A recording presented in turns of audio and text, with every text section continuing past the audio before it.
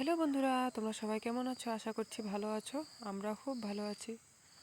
Supriya lifestyle blog থেকে আবার নতুন একটা ভিডিও নিয়ে চলে আসলাম।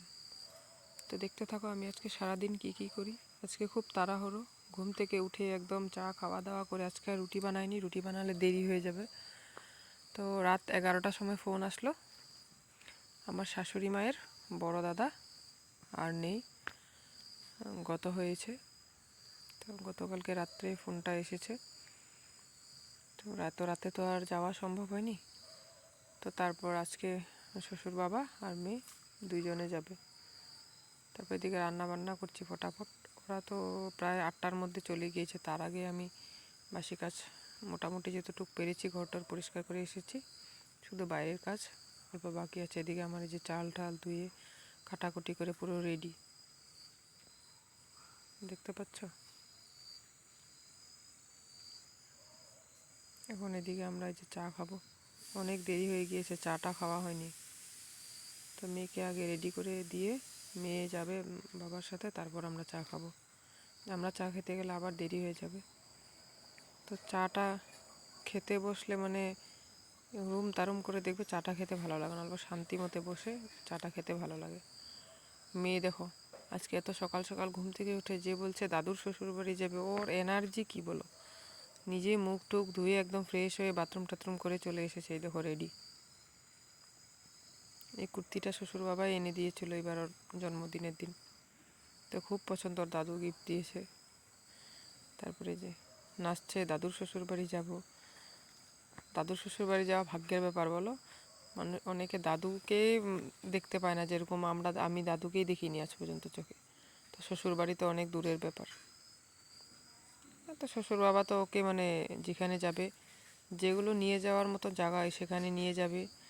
কি খাবে কি করবে মানে একদম একটাই নাতিন বলো, আদরের শেষ নেই। আর ও সারাদিন দাদু দাদু ছাড়া কিচ্ছু না। তারপরে যে অটো নিয়ে চলে যাবে ডাইরেক্ট, একবারে আবার এই অটোতে এসে পড়বে, রিজার্ভ করে নিয়েছি। দুইজনে যে বাবা না হলে সাইকেল এখান থেকে গিয়ে মেন রোডের থেকে বাসে বা ম্যাজিকে বা অটোতে চলে যায়। এখন মেয়ের জন্য মানে আবার এটা ভাড়া করেছে মানে।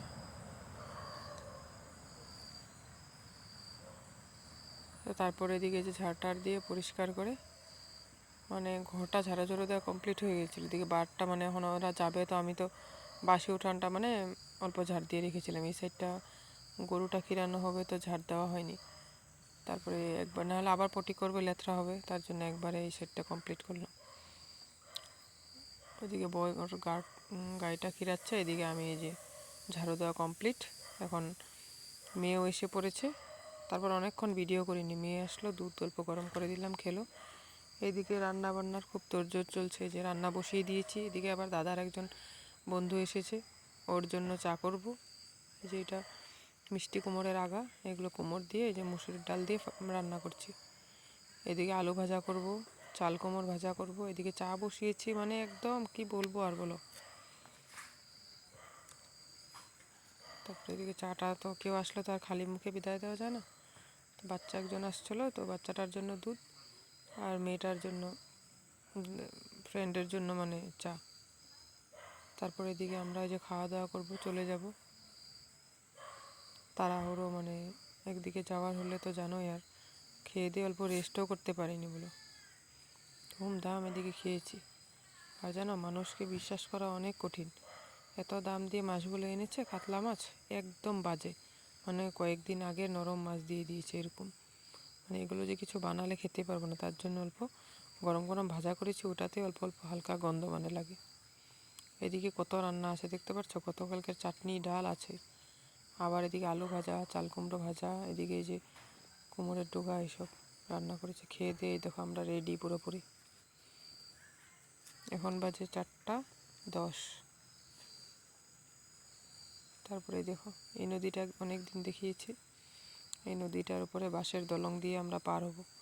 আমার যা ভয় করছিল পার হতে, দাদাভাই ডাইরেক্ট চালিয়ে নিয়ে গেলাম। বলছে আমি হেঁটে যাই, বলছে তুমি হেঁটে যতক্ষণে পার হবে তার থেকে বাইক দিয়ে বলে অনেক আগে চলে যাবে। তারপরে দেখো কি সুন্দর লাগছে না গাছগুলো, অনেক সুন্দর। আমরা অনেক দাঁড়িয়ে মানে ফটো শ্যুট করেছি কয়েকটা, সেগুলো আর দেখানো হয়নি।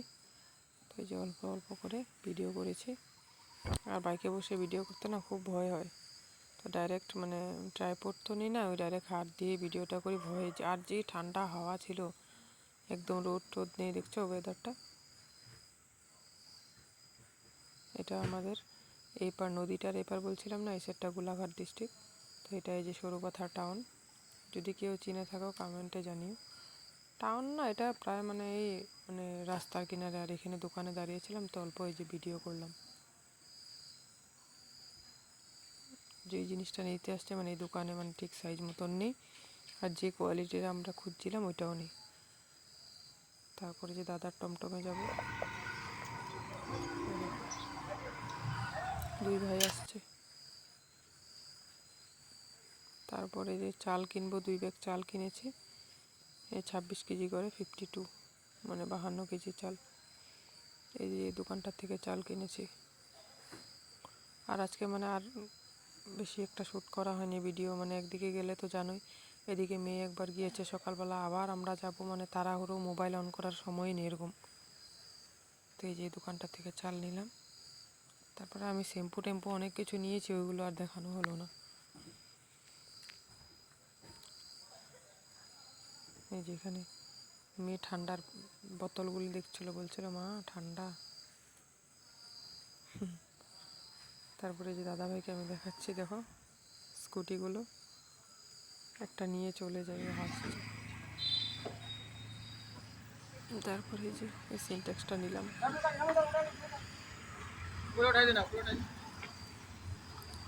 তো আমার বড়ের পিসির ছেলে, এই যে রেড কালার শার্ট পরেছে, ওর নিজেরই টমটম। তো টমটম চালিয়ে মানে আমাদের বাড়িতে দিয়ে আসবে। তো আমরা তো বাইক নিয়ে এসেছি না।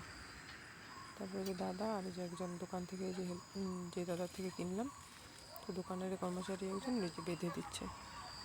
এটা ভালো করে না বাঁধলে তো আবার যে রাস্তা এমনি অনেক হিলে রাস্তাতে, আর টমটম তো জানোই তোমার, টোটো খুব হিলে, মানে এগুলো জাম্প করে রাস্তায়। ব্লকের রাস্তাতে অনেক হিলে, আবার এমনি পিচ রাস্তাতে ভালো, ব্লকের রাস্তাতে খুব খারাপ। কোথায় আছি আমরা? তারপরে যে অল্প ফুচকা ওখানে দাঁড়িয়ে খাবে বলছিল মেয়ে, যা ধুলো রাস্তায়। আমি বলছি এখানে খেতে হবে না, প্যাকিং করে নিয়ে নি, বাড়িতে বসে গিয়ে আরামসে খাবে। তারপরে যে রাত্রে অল্প দেখালাম, দেখছো কি সুন্দর লাগছে রাত্রে। ধুলোর জন্য ভালো করে ক্যামেরায় করা যায় না, একদম ঘোলা হয়ে যায় এরকম ধুলো। তো ভিডিওটা ভালো লাগলে লাইক কমেন্ট সাবস্ক্রাইব করে আমার পাশে থেকো।